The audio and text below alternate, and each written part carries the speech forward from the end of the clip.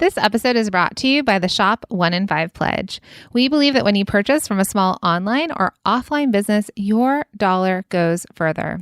Hey friends, Minna and I created the Shop 1 in 5 Pledge, and we're inviting you to take it with us. It's a commitment to make 1 in 5 of your purchases from a small business, online or offline. It's a way to make an impact together where and when it matters most. Because the truth is, your purchasing power matters now more than ever. Head to shop1in5.com to take the pledge. Make that commitment to shop 1 in 5 of your purchases towards a small business. We also invite you to shop the directory if you don't know where to find other small businesses. It's right there on the page. And we're asking for you to share the pledge. Imagine if each of us told 3 to 4 people about the Shop 1 in 5 pledge. It would be an incredible and life-changing for so many small businesses. Tell your friends, your family, and your social network. It costs nothing extra and makes a world of difference. Our purchases have the ability to change lives. Okay, let's jump in. Welcome to the Product Boss Podcast, where we help product-based businesses grow their sales and improve their strategies. Hey everyone, I want to introduce you to my co-host and biz bestie, Minna an Amazon guru that has built a multi-6-figure product-based business. And introducing the other half of the Product Boss, Jacqueline Snyder. She has helped launch and grow over 500 fashion apparel and accessory brands, even one of her own. And together, we share our inventory of secret weapons that will help you dig deep and do the work it takes. Are you ready? Let's build together. Hey, everybody, and welcome to another episode of the Product Boss Podcast. I'm your host, Jacqueline Snyder, with my awesome co-host, Minna. Hey, Minna. Hey, Jacqueline. So today we're really honored to have a very special guest with us. We have David Meltzer. David Meltzer is the co-founder of Sports One Marketing and formerly served as CEO of the renowned Leigh Steinberg Sports and Entertainment Agency, which, by the way, friends, inspired the movie Jerry Maguire. He's considered one of the top esports entrepreneurs and investors. And David is also a 3-time international best-selling author, a top 100 business coach, and the host of the top entrepreneur podcast, The Playbook. Welcome to the podcast, David. Well, thank you guys so much for having me. This will be fun. We're so excited to have you. You and I have previously met. I did one of your Instagram lives that you do every day. So if any of you are looking to dig more into it, there's the podcast and also the Instagram lives, which are just a great way to start your day. So I wanted to start first off with your journey. I actually align very similarly to your journey. I'm the oldest of 5 kids. My goal always has been to buy my mom a house. And I think that that's somewhat in your journey as well. So would you mind just letting people know if they don't know who you are yet? Sure. Well, my journey is specifically about money because I grew up with none. Single mom, 6 kids. I've sat in the middle, which is probably why I seek attention so much. But I wanted to buy my mom a house and a car because I had an extraordinary mom, probably a lot like yours, Jacqueline. You know, I just wanted to do everything I could for her because she did everything she could for me and my siblings, worked 2 jobs, packed my dinner in a paper bag. Only time we weren't happy with all of that financial stress was when there was financial stress. Car would break down. She couldn't afford food. Especially she put a lot of pressure on herself because her vision of being a parent was the fetus wasn't fully developed till after graduate school or grandchildren. So that was a lot of pressure to put on herself. But I was blessed to have a mom like I did. And I am blessed, I still think, because I was so focused on money. My siblings were more focused on what my mom wanted them to focus in on, which was doctor, lawyer, or failure. I just wanted to be rich. I wanted to buy my mom a house and a car. I figured I'd be the favorite child. Money buys love and happiness. What else could I have? And so the advantage of that, especially in a young age, is that you always keep your options open. I think so many entrepreneurs, young people, put so much pressure on them about what other people want for them or what they perceive other people want for them. In my opinion, just if anyone's listening, all your parents want from you, take this from a parent, is that 1, that you're healthy, 2, that you're happy, 3, that you love them, and 4, you appreciate them, meaning you recognize the value that they bring to your life, both good and bad lessons that they teach you. Remember, these are both valuable in life. Anyway, I kept my options open, graduated law school, and had 2 job offers. One was to be a litigator. The other was to sell legal research online in 1992. And my mom actually, another piece of advice, my mom actually told me the internet's a fad and that if I took that job, I was an idiot. I should be a real lawyer. So just because someone loves you doesn't mean they give you good advice, everyone. You got to remember that. So find people that sit in the situation you want to be in, that have expertise in what you want to learn. But anyway, from that point on, everything in my life reaffirmed that money bought love and happiness. We sold that company. I was a millionaire 9 months out of law school. I took the sales job. Millionaire 9 months out of law school. Bought my mom a house and a car. In my opinion, my siblings won't agree, but I think I was my mom's favorite for a while there. So even everything reinforced what I was doing. I went to our company exited for $3.4 billion in 1995. Not many companies were worth that in 1995.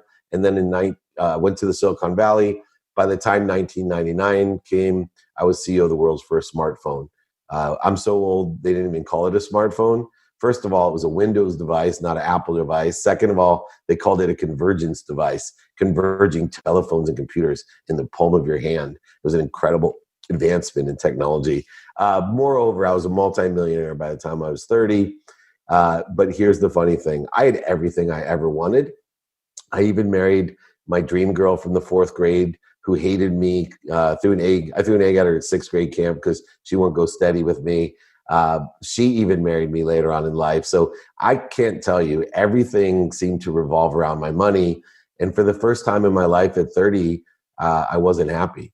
I was empty. So I bought a whole bunch of things I didn't need to impress people I didn't like. And through that period of my life, I also met a man named Leigh Steinberg Sports Entertainment that you mentioned. They based the movie Jerry Maguire about our sports agency. I now not only had all the money I ever dreamed of, but I had access. Millionaires, billionaires, entrepreneurs, celebrities, athletes, entertainers, Super Bowl, Pro Bowl, Masters, anything I wanted to do or go to, the award shows, that's where my life would change running that company. So I ended up learning some valuable lessons about that relationship to money, that it doesn't buy happiness and that it allows you to shop, but you got to learn to shop for the right things. And so the second half of my career has been around learning to shop for the right things. I actually ended up losing everything later on to help accelerate the lessons as well. I love that so much. That is certainly an evolution, even with money mindset, as well as you just learning as a human, right? What mattered to you and having gone through that. So do you think that you would have changed any of that, any of the things? Because here you are, right? I'll get really raw and transparent. The only thing I would have changed, I would have changed buying like the Ferraris and, the partying and all. Like, I just went a little bit too far on the partying with alcohol and drugs, that I wish, that was just completely wasteful. I think you can learn lessons by, having your ego be in your way and buying things you don't need, showing off, being egotistical, and, my relationship with money, my relationship to giving, because I gave for the wrong reasons, is another thing I wouldn't change because I had to learn it. But, just for younger people out there, they romanticize the alcohol and drug use. I just don't need it in my life. And maybe that's an old man talking, that they're like, yeah, but you partied your ass off, Dave. It's easy for you to say, I want to have fun like you did. I think I took it a little too far, and that'd be the only thing I change. Thanks for sharing that. And, and like, you empower other people to empower others to be happy, right? And I think, and we're actually coming out of some coaching calls this morning with some of our masterminders, and they're starting to build massive wealth that they'd never even imagined. And actually one of the topics this morning was, I have all this money sitting in my account. What do I do with it? Right. And then she's still feeling like she's chasing, like it's this rat race, because she's like, I want to buy a house, but I can't afford the house I want. And so I think our e-commerce businesses have done very well over 2020, right? People have started to build wealth. Also, we're not spending as much. So I'd love to talk a little bit about that mindset of maybe some tips that you can give to our listeners about if they're starting to come into wealth or they're starting to have money, how they can start to wrap their mind around it. Because even with me coming from a scarcity perspective, as we're building wealth, my brain keeps slipping back to scarcity or to buying things, right? To having things and wanting it and saying like that equals wealth versus a savings account or investments for retirement and all the other things that come with it. Yeah, I think there's two things that I learned through also having a lot of money when I was young and not knowing what to do with it is there's a mindset of three worlds. And I think the more we acknowledge which world we're in, regardless of how much money we have. So when I was young, I lived in the mindset of the world of not enough. No matter what I would have, there wasn't enough. I was a victim. Everything happened to me. I lived below the line in blame, shame, and justification. And there was always more to have. And I would say things like, why can't I have this? Why do they have that house? Why? And I got into a mindset of not enough. And then through having wealth, I kind of evolved into that stage that a lot of the people that you probably coach are, these masterminders that you have. It's the world of just enough. You know in your head, I'm secure. I got money in the bank, but it's just enough for me. So you buy things to be happy. When you're not happy, you buy more things. You buy different things. You try to impress people. The insecurities there that people are going to respect you because you have a Ferrari or like you more because you have this. And then what happens is if you can take inventory of your own values and also start aligning what your timing and risk tolerance is with money. This changed my life. I can't tell you how many people ask me about investment. I have one of the top coaching businesses in the world. I coach chairmen of huge companies and startup people as well. But even for that spectrum, it's amazing how many times they come to me and say, what do you think about cryptocurrency, Dave? Should I invest in, Mana? And I said, whoa. Tell me what your timing and risk tolerance is. And I think you need to establish that first, because now you can align your timing and risk tolerance to what you want to invest in. So if you're super confident that, like I am, that I can always make money and you're 25 years old, then your timing and risk tolerance may be 95% of everything I want to throw on the line. But if you're 53 and super confident that you can make money, my risk tolerance is exact opposite. I want to put 95% of what I make into an account that will grow without losing a penny, even if it grows gradually and doubles every 7 years instead of every 7 months. Why? Because I've learned that I can make more money on the front end without worrying about my money on the back end, and there's no reason for me to lose it. It's all based off of taking inventory of your timing and risk tolerance and aligning it with what you want. Once you do that, there's a great freedom in living in the world of more than enough, where everything comes through me for others. And it's a beautiful world, an abundant world. My mindset, heart set, and conscious continuum truly believes in infinity. That just because I have a ton doesn't mean that you guys can't have a ton too. When I was younger, it was like, if I have it, you guys can have it. And if you guys have it, I can't have it. Not true. Money, time, space, they're all infinite. We just can't fathom infinity. I love that. Blowing my mind here. If you all saw us on video right now, you would see that David is in front of this poster of like $100 bill that says money doesn't buy happiness. And there's like a sticker on top of it that's a happy face. And it just brings out this, wonderful feeling of that's true. Money doesn't buy happiness, but it feels cerebral, right? It feels like it's in your head. Like that's just something we all think and that we understand, but we don't quite understand. Are there things that you do in practice that help with that, right? To make it less cerebral? Yeah, one, I think of money as energy. And the two energies in my life that I care the most about are currencies. So money's the energy that you put into the flow in the current is called a currency. An object of energy that you put into the flow is a currency, and it gets you what you want. So the two biggest currencies in the world, in this vibration, as I call it, the pragmatic earth that we live in, this conscious continuum that I speak of, number one is money, right? That's why shopping for the right things, purposefully utilizing your currency in the right way to make you happy, aligned with your timing and risk tolerance and your values is essential. But the second one has changed my life. And I never thought of it as a currency before, and that's faith. Faith is an object of energy that we put into the flow to get what we want. And so when we blend the two currencies in our lives, we can, number one, establish that we're happy where we're at. Most people are searching for something they already have. You're already happy, you're already healthy, and you're already wealthy. You just have to understand what you're doing to interfere with it. You're already connected to the abundant source of everything for everyone, the light, the love, and the lessons that have an extraordinary power to it. You are already connected to that. You're just interfering with it. So you have to shift that paradigm by understanding the currency of money, the currency of faith, to say, I'm happy exactly where I'm at, the right place at the perfect time. Now, I believe in the law of Goya before the law of attraction. The law of Goya is get off your. So what that says to me is I am going to do everything I can to go towards what I think I want. And I'm going to use pain not to stop me, but pain as a turn signal, not a stop sign, to angle me to what I want, because it's an indicator that I have a lesson to learn. And when I learn the lesson, I'm going to end up somewhere better, to a better situation because of that lesson. So I now can blend money to go ahead and remind me I'm exactly where I'm supposed to be. I have everything I need or I wouldn't be here. I'm going to institute the law of Goya to give that 100% towards my potential. But most importantly, I have faith I'm going to end up somewhere better than that.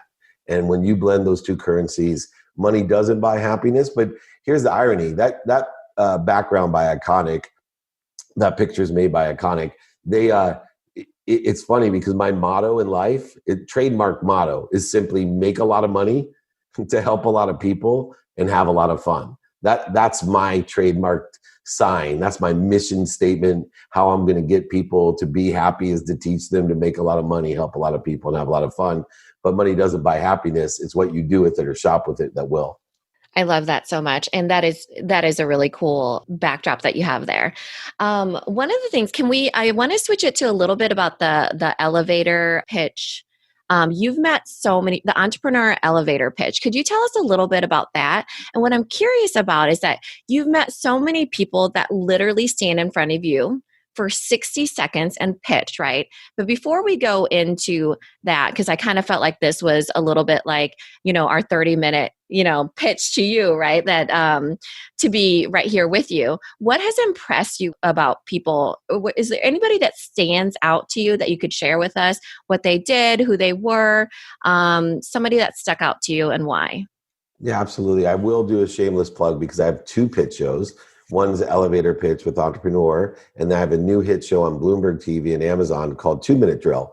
So I do a 1-minute pitch show in an elevator and a 2-minute pitch show. One, we fund companies like Dragon's Den and Shark Tank. The other one's $50,000 of cash and prizes just for the pitch. No funding. You get a pitch winner every episode.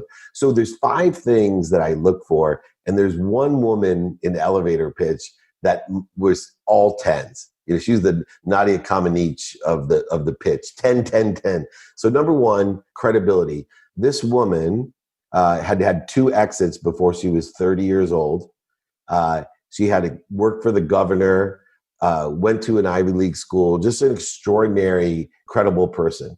And when she pitched, more importantly than her background, she didn't oversell, back-end sell, lie, manipulate, or cheat.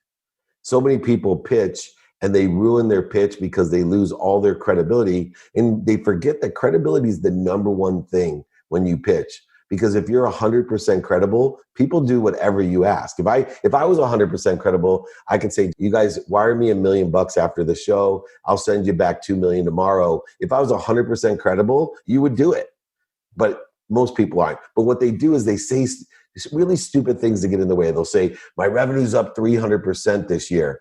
And then my mind immediately says, if you really had any revenue, you wouldn't say that. You would tell me I did $1 million last year and we're already at 3 million this year. Not I'm up 300%, which probably meant to me you did $1 and now you're at $3. So this woman was credible. And then where she kicked was the second most important thing, which is she gave emotional attachment. People buy on emotion for logical reasons. And if you don't believe me, look at your purses and your shoes. Not to be a sexist, but I'm married with 3 daughters and I look at their shoes and purses. I'm like, they buy on emotion for logical reasons. I saved $1,000 on the purse. I'm like, no, you spent $2,000 and you're emotionally attached to it. May you love your husband as much as that purse. Anyway, this woman, this is where she got me.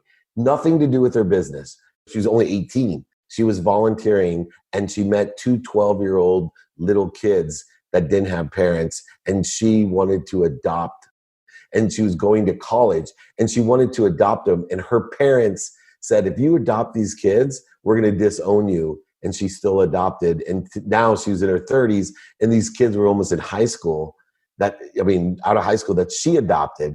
Like, I was crying. So credibility, emotional attachment, then just being able to articulate the quantitative value of what you're asking for to be greater than what you're asking for to be less than what you're giving, right? So if you can articulate the quantitative value to be more than what you're asking for, you're there. And you do that by quantifying reasons, impacts, and capabilities. That's the perfect pitch. Someone who's credible, emotional, attaching, as well as quantifying reasons, impacts, and capabilities of the business. Use the features and benefits to support that, not to prove it. And you are golden on the pitch. And what would you say is a mistake that you've seen people make? The non-golden pitches. Yeah. So beyond lying, manipulating, cheating, and that stuff, number one, they don't ask, which blows my mind. I've done 6 seasons of elevator pitch. We're on the 2nd season of 2-minute drill. And people, you guys have seen it. It's out there. It's on all these things. And I'm always telling them, I don't know what you want. You forgot to ask. I think it's one of the biggest problems with people in the world. They don't ask. So that's the number one mistake that's made. They don't ask. Another one is they don't practice. And I think this is true on all aspects of life. So this is a microcosm of life, the asking and the practicing, because it's amazing. I practice ending fear. Like I tell people all the time, I still have the same fears that you two have. The need to be right, offended, separate, inferior, superior, anxious, frustrated, angry, guilty, resentful, which wastes so much time, money, and emotion and ruins relationships, by the way. And yet every day it's still there. So I practice ending it to spend minutes and moments instead of when I was your age, I spent weeks, days, months, and years in that wasteful, egotistical or ego-based consciousness. So please practice, please ask, and then utilize the 5 steps in a pitch. And I promise you, your statistical success will increase exponentially. Amazing. Well, David, thank you so much for being on the podcast. I think minds are blown. Any of you that want to follow David, read his book, the podcast, the Instagram lives, all of this. So would you mind letting our listeners know how they can connect with you, follow you? Oh, I'm so sweet. Yes, I do free trainings on Friday for everyone for over 20 years. Just email me directly. I answer them myself, david@dmeltzer.com, dmeltzer.com. Or if you forget all of that, just remember my name, David Meltzer, and Google it. You'll find me. Thank you so much for being on the podcast. Thank you so much. You guys are awesome. Thank you. One last thing before we go. We created this podcast as a reminder you are not alone. Growing a product biz is hard. We want to help you through it. So thank you so much for listening because we truly appreciate it. And we want to shout out all of you that have left a positive review. Thank you. Minna and I read every single one of them, including this one from your biggest fan, Grace. It says, insightful, actionable for the coaching. So it says, Jacqueline and Minna are really wonderful hosts. They know what they're talking about and they're fun. So this isn't a chore to listen to. It will give you clarity and motivation to keep growing your product business. We've worked with Jack and Minna in their masterminds and our business is growing by leaps and bounds. I think this might be Grace and Leah. Oh, it is. Tiny and Snail. Shout out Tiny and Snail. Thank you. And, biggest fan. That's awesome. Right. We were like, Grace, masterminds, who is it? Tiny and Snail, which is an incredible product-based business that you could listen to one of their episodes on the podcast. So thank you for leaving that review, Grace. And we cannot wait to continue to support more small businesses. This episode is brought to you by the Shop 1 in 5 Pledge. We believe that when you purchase from a small online or offline business, your dollar goes further. Hey friends, Minna and I created the Shop 1 in 5 Pledge, and we're inviting you to take the pledge with us. It's a commitment to make 1 in 5 of your purchases from a small business, online or offline. It's a way to make an impact together where and when it matters most. Because the truth is, your purchasing power matters now more than ever. We're inviting you to take the pledge if you head to shop1in5 shop1in5pledge.com. The link is in the show notes. And when you get there, please make sure to share the pledge with your friends, your family, and your customers. Let's invite everyone to take the Shop 1 in 5 pledge so that we can all use our purchasing power to change lives.